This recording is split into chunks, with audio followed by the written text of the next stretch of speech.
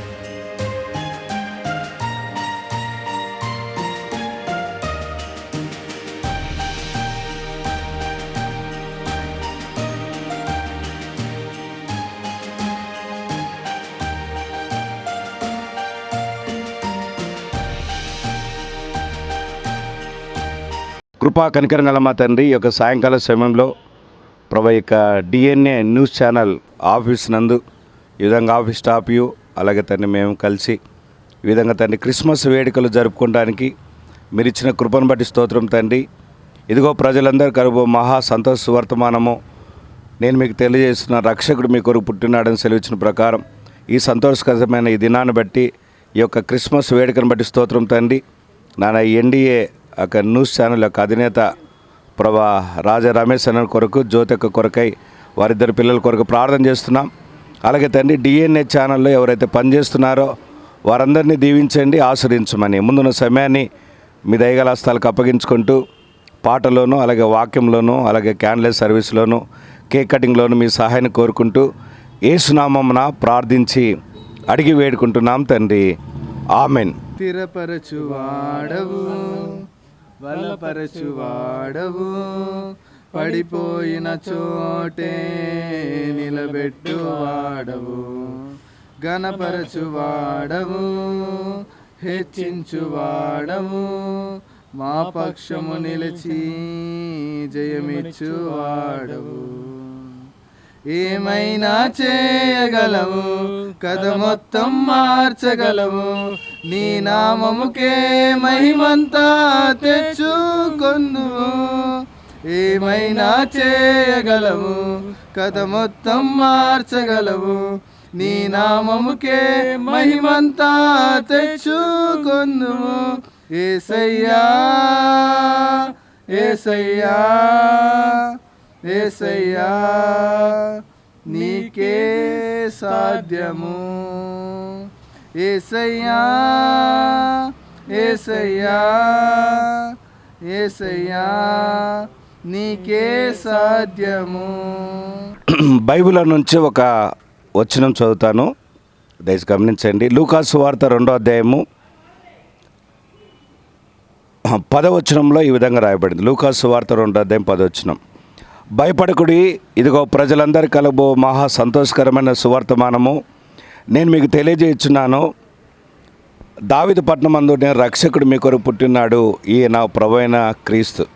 చదివిన లేఖన భాగము దేవుడు మన వెనుకలో దీవించునుగాక. యేసు ప్రభు పుట్టినప్పుడు ఆ దేవదూత చెప్పిన మాట ఏమని చెప్పాడంటే, దేవదూత ప్రజలందరికీ కలబో మహా సంతోష సువర్తమానం. కనుక ప్రపంచంలో చాలా పండుగలు ఉన్నాయి. కొన్ని పండుగలు ఒక గ్రూప్ ఆఫ్ పీపుల్ మాత్రం చేసుకుంటారు, కొన్ని పండుగలు ఒక తెగ మాత్రం చేసుకుంటారు, కొన్ని పండుగలు కొన్ని రాష్ట్రాలే చేసుకుంటాయి, కొన్ని పండుగలు కొన్ని దేశాలే చేసుకుంటాయి. ఈ దేశంలో జరిగే పండుగ ఇంకో దేశంలో ఉండకపోవచ్చు. కానీ ప్రపంచంలో అన్ని చోట్ల చేసుకున్న ఒకే ఒక పండుగ ఏంటంటే అది క్రిస్మస్ మాత్రమే. ఇది అందరికీ సంతోష సువర్తమానము అని దేవుని వాక్యంలో రాయబడింది. కనుక మొట్టమొదట చంద్రమండలానికి వెళ్ళిన వ్యక్తి ఎవరంటే నీల్ ఆర్మ్స్ట్రాంగ్ అనే వ్యక్తి వెళ్ళాడు. అతడు క్రైస్తవుడే. ఆయన అక్కడికి వెళ్ళి వచ్చిన తర్వాత ఏమని చెప్పాడంటే, మానవుడు చంద్రమండలానికి వెళ్ళడం కంటే గొప్ప సంఘటన ప్రపంచంలో ఏం జరిగిందంటే దేవుడు పరలోకం నుంచి భూమి మీదకి రావడం అనేది గొప్ప సంఘటన చెప్పాడు. కనుక దేవుడు సృష్టిని చేసిన దేవుడే ఆయన మానవుడిగా ఈ లోకానికి వచ్చాడు. కనుక ఇది అందరికీ ఎందుకు సంతోషకరము అని అంటే, ఫర్ ఎగ్జాంపుల్ కొందరికేమో కొన్ని సంతోష వర్తమానాలు ఉంటాయి. విద్యార్థులకైతే జాబ్ మేళ అనే సంతోషకరమైతే, వ్యాపారస్తులకు కొన్ని అయితే, అలాగే టీవీ ఛానల్కి ఒక సెన్సేషనల్ న్యూస్ వచ్చి వాళ్ళ రేటింగ్ పెరిగితే, అలా ఒక్కొక్కరికి ఒక్కొక్క సంతోషకరమైన సువర్తమానం ఉంటుంది. కానీ ప్రపంచంలో ప్రతి మానవునికి భేదం లేకుండా, దేశాలు మనుషులు లేకుండా అందరికి ఒకే సంతోష సువర్తమానం ఏంటంటే రక్షకుడు మీ కొరకు పుట్టున్నాడు. దీని గురించి ఒక ఎగ్జాంపుల్ చెప్పి నేను ముగిస్తాను. ఇప్పుడు ఒక గంట తర్వాత ఒక తప్పు చేసిన వ్యక్తిని ఉరి తీస్తున్నారు అనుకోండి. ఫర్ ఎగ్జాంపుల్ ఆ గంట తర్వాత ఉరి తీస్తే అమలు చేయబడి చనిపోయే వ్యక్తి దగ్గరికి వెళ్ళి నేను ₹1,00,00,000 ఇస్తానంటే సంతోషకరం కాదు. ఎందుకంటే గంట తర్వాత చనిపోతాడు. ₹1,00,00,000 కౌంట్ చేసుకున్నాడు కూడా గంట సరిపోదు. లేదు ఆ వ్యక్తి దగ్గరికి వెళ్ళి గంట తర్వాత చనిపోయే వ్యక్తి దగ్గరికి వెళ్ళి నీకు రాజధానిలో మంచి ఫ్లాట్ ఇస్తానంటే సంతోషకరం కాదు. ఎందుకంటే అతడు అక్కడికి వెళ్ళి అనుభవించలేడు, గంట తర్వాత చనిపోతాడు. ఇంకా అతనికి ఎలాంటి న్యూస్ చెప్పినా కూడా అతనికి ఏం కాదు, సంతోషం కాదు. కానీ అతనికి ఒకే ఒకటి సంతోషకర వార్త ఏంటంటే నీకు రాష్ట్రపతి గారు క్షమాభిక్ష పెట్టాడు, నీ ఉరి శిక్ష తప్పుతుంది అంటే సంతోషం. ఎందుకంటే మనిషి ప్రాణం దక్కించుకుంటే అంతకంటే సంతోషం ఏముంది? బ్రతుకుంటే ఏమేం చేయొచ్చు, ఫ్లాట్ లేకపోవచ్చు, కోర్టులు లేకపోవచ్చు. అలాగే ప్రపంచం అంతా దేని ఉందంటే ఒక పాపం అనే దాంట్లో ఉంది. పాపం ద్వారా ఏమవుతుందంటే ప్రపంచం ప్రతి మానవునికి మరణం వచ్చింది. కనుక నేను పాపం చేయలేదని మానవుడు ఎవరు లేరు. కనుక ప్రతి మానవుడు పుడుతూ జన్మపాపి, పెరుగుతూ కర్మపాపి. కనుక పాపము నుంచి వచ్చే శిక్ష నుంచి, దాని యొక్క పర్యవసానం నుంచి రక్షించడానికి కొరకే యేసు ప్రభు లోకానికి వచ్చాడు. అందుకని ఆయనకు పాపుల రక్షకుడు మీ కొరకు పుట్టినాడు. ఆయన ఎందుకు పుట్టాడంటే మానవాన్ని రక్షించడానికి కొరకే. దానికి వేమన ఏం చెప్పాడంటే చిన్నది వెలప్రాయమున కన్నది పతిలేక సుతిని కడు చిత్రంబావు అన్నాడు. అంటే మరియమ్మ చిన్నతనంలోనే భర్త లేకుండానే యేసుప్రభువును జన్మనిచ్చింది, అది చిత్రంబావు అన్నాడు. కనుక పోతులేలు వీరబ్రహ్మం గారు ఏమని చెప్పాడంటే విత్తులేని చెట్టు విశ్వంబు పరిపాలిస్తుంది అన్నాడు. అంటే యేసుప్రభుకు తల్లిదండ్రుల ప్రమేయం లేకుండా జన్మించాడు. తండ్రి నుంచి ఆ విత్తనము లేకుండానే యేసుప్రభు పరిశుద్ధాత్మ ద్వారా జన్మించాడు. ఆయన జన్మలో పాపం లేదు, ఆయన కర్మలో కూడా ఏ పాపం చేయలేదు. కనుక పాపము చేయని వాడు మాత్రమే పాపిని రక్షించగలడు. కనుక ఆయన ఈ లోకానికి ఎందుకు వచ్చాడంటే ప్రాథమిక కారణం మానవులందరినీ రక్షించడానికి వచ్చాడు. చనిపోయాడు, సమాధి చేయబడి తిరిగి లేచాడు. ఈ మాట చెప్తున్నాం. మేము కూడా క్రైస్తవులం కాదు. మా నాన్నగారు ఓసీసీ, మేము కాపు కులానికి చెందిన వారం. కనుక మా నాన్న గవర్నమెంట్ జాబ్ చేసేవాడు, పోలీస్ డిపార్ట్మెంటు. ఇలా ఎవరో చెప్తుంటే విన్నాడు, అన్ని గ్రంథాలు చదివాడు. మా నాన్నకు ఉద్యోగం సంతోషం ఇవ్వలేదు, తావుడు సంతోషం ఇవ్వలేదు. కనుక యేసుప్రభుని నమ్ముకున్నాక సంతోషం, సమాధానం దొరికింది. అలాగే మేము కూడా యేసుప్రభునికి వచ్చినాం. కనుక ఇది ఒక కులానికి, ఒక మతానికి, ఒక దేశానికి చెందింది కాదు, ప్రజలందరికీ సంతోష వర్తమానం. కనుక ఈ వర్తమానం మీకు కూడా సంతోషమే. ఎందుకంటే మీ కొరకు కూడా యేసుప్రభు పుట్టాడు. కనుక పాపం నుంచి విమోచిస్తాడు ఆయన. కనుక క్షమాభిక్ష అనేది చాలా ప్రాముఖ్యమైనది. అది ప్రతి మానవుని పాపం నుండి తీసివేస్తుంది. అలాగే మీరు నిజమైన సంతోషము, నిజమైన ఆనందం పొందాలంటే యేసుప్రభు దగ్గర మాత్రమే దొరుకుతుందని ప్రేమతో మెలజేస్తున్నాం. అదే క్రిస్మస్ యొక్క సందేశం ఏంటంటే రక్షకుడు మీ కొరకు పుట్టినాడు. ఇది ప్రజలందరికీ సంతోష వర్తమానం. ఆయన ఏమి ఇవ్వచ్చు, ఇవ్వలేకపోవచ్చు, కానీ అన్నిటికంటే ప్రాముఖ్యంగా మన పాపాలను క్షమిస్తాడు, మనకు మోక్షాన్ని ఇస్తాడు, సంతోషం ఇస్తాడు, సమాధానం ఇస్తాడు. ఇలాంటి పరిపూర్ణ సంతోషాన్ని డిఎన్ఏ ఛానల్ వాళ్ళు, యాజమాన్యము, స్టాఫ్ అందరూ ఈ సంతోషం ఈ ఒక్కరోజే కాదు, పండుగ రోజే కాదు, ప్రతిరోజు ఇలాంటి సంతోషం అనుభవించాలని ప్రేమతో ఈ మాటలు ముగిస్తున్నాను. థ్యాంక్ యూ అందరికీ క్రిస్మస్ శుభాకాంక్షలు.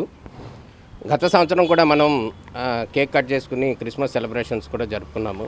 అదేవిధంగా ఈ సంవత్సరం కూడా మనం క్రిస్మస్ సెలబ్రేషన్ చేసుకోవాలి అనే ఉద్దేశంతో మన ఎలైజరు, మన స్టాఫ్, వాళ్ళ ఫాదరు పాస్టర్ గారు, అందుకోసం ఆయన పిలిచి మనందరం, మన స్టాఫ్ అందరితో కలిపి క్రిస్మస్ శుభాకాంక్షలు జరుపుకోవాలనేది ఉద్దేశం.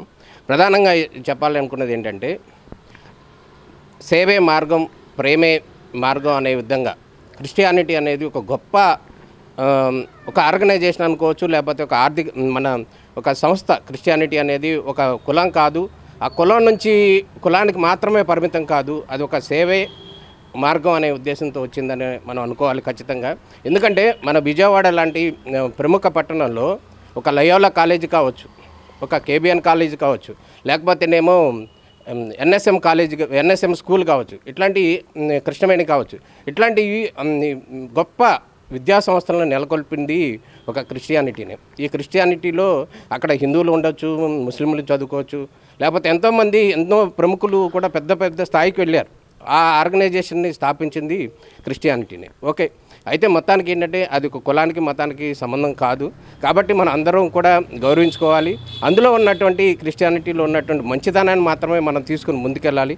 మన ఫ్రెండ్స్ అందరూ కూడా ఎంతోమంది అనేక మతాలు ఉండొచ్చు, అనేక కులాలు ఉండొచ్చు, క్రిస్టియన్స్ ఉండొచ్చు, అందరూ కలిసి ఉండాలి. వారందరితో కూడా మనం కలిసి ముందుకు వెళ్ళాలి.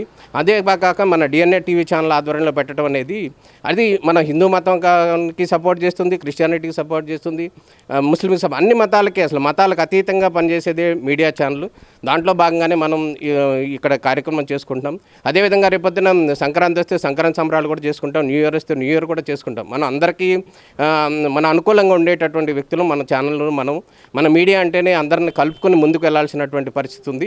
దాంట్లో భాగంగా ఈ కార్యక్రమాన్ని ఇంత దిగ్విజయంగా చేసినటువంటి మన ఫ్రెండ్స్ అందరికీ, ఉదయ్, అదేవిధంగా ఎలైజర్, రాము, అదేవిధంగా పాస్టర్ గారు అందరికీ కూడా ప్రత్యేక ధన్యవాదాలు తెలియజేస్తున్నాం. అదేవిధంగా మన అపార్ట్మెంట్లో ఈరోజు ఈ కార్యక్రమాన్ని నిర్వహిస్తున్నాం. అందరికీ థ్యాంక్స్ చెప్తున్నాం. అదేవిధంగా మన యుగేంద్ర గారు కూడా వచ్చారు, మన గెస్ట్. ఆయన కూడా ఒక 2 మాటలు మాట్లాడవలసిందిగా కోరుతున్నాం. క్రిస్మస్ శుభాకాంక్షలు. Thank you. అన్నపరెడ్డి గారు ఒక మాట. డిఎన్ఏ ఛానల్ యాజమాన్యానికి, ప్రేక్షకులకు, సిబ్బందికి క్రిస్మస్ నూతన సంవత్సర శుభాకాంక్షలు. Thank you. ఉదయ్ గారు. వచ్చిన వాళ్ళందరికీ మెరీ క్రిస్మస్ డిఎన్ఏ ఛానల్ తరపు నుండి.